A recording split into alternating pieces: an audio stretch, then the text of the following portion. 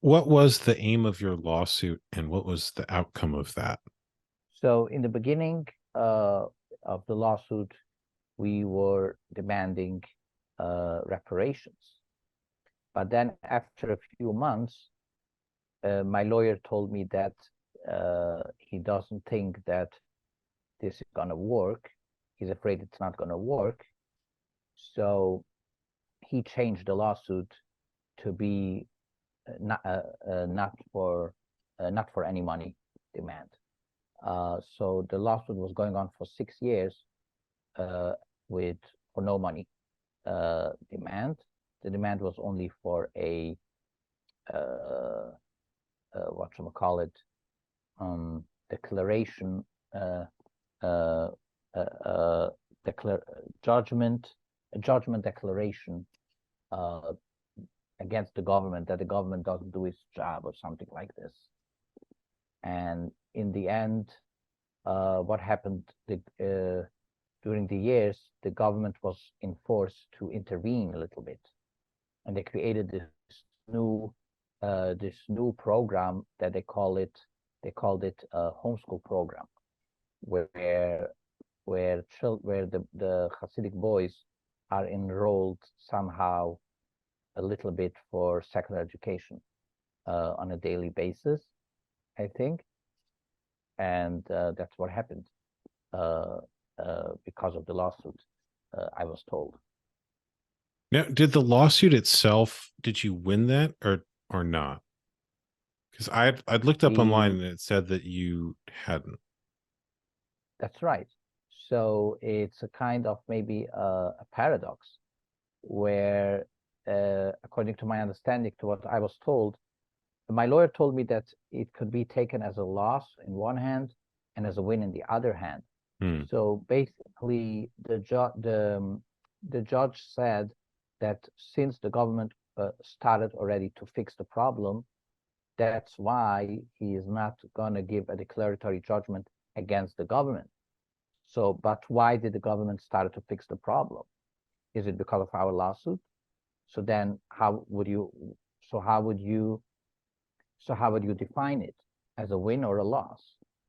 So I don't know what to answer on that. Got it. So you didn't win the lawsuit because the government did what you wanted the lawsuit to accomplish. Exactly. That Or sounds at like a least win to started, me. or Started right. started. Yeah. Yeah. Do you feel satisfied with the outcome or do you feel like there's still more work to be done?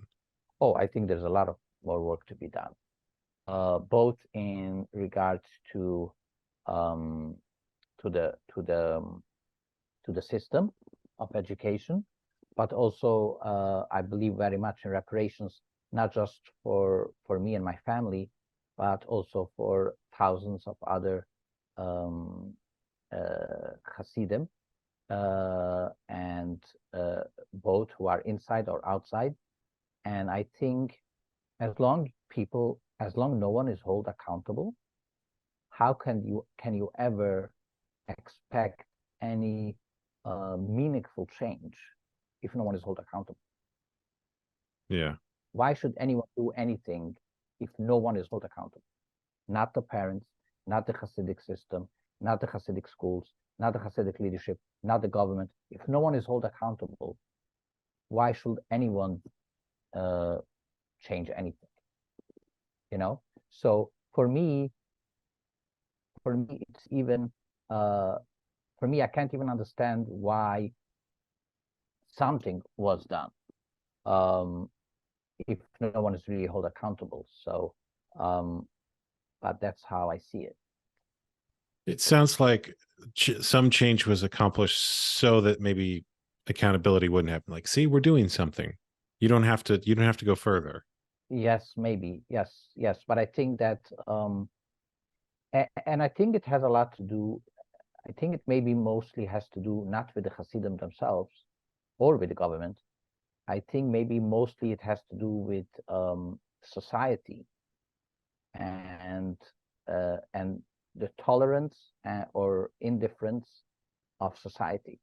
I Hmm. believe if society would care, and this will be talked about every day or every week on radio, on TV, then things will have to change for the better, and people will be held accountable. But if no one cares and no one talks about it, and no one is held accountable, so what do you expect?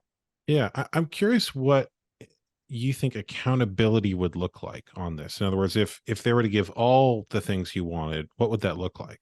I don't know. Maybe politicians should go to prison. But I think the most important is reparations for people who were abused. Hmm. That's one thing.